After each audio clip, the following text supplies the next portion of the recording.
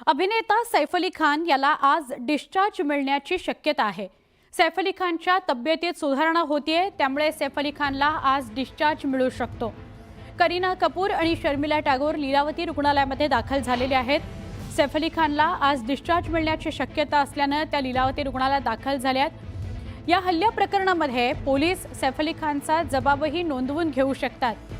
सैफ अली खानचा जबाब हल्ल्याच्या घटनेमुळे अत्यंत महत्त्वाचा आहे। त्याच्यावर हल्ला झाला, 2 गंभीर खुणा त्याच्या शरीरावर आहेत, एक मानेवर आणि एक पाठीवर। पाठीत तर 2.5 इंचाचा चाकूचा तुकडा सुद्धा राहिला होता।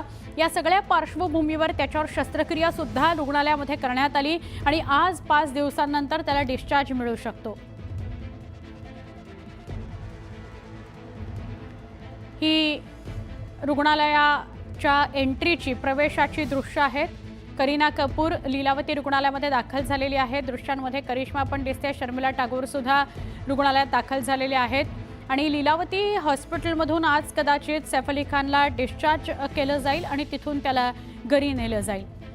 दरम्यान आज सैफ अली खान याचा जबाब सुद्धा नोंदवून घेतला जाऊ शकतो।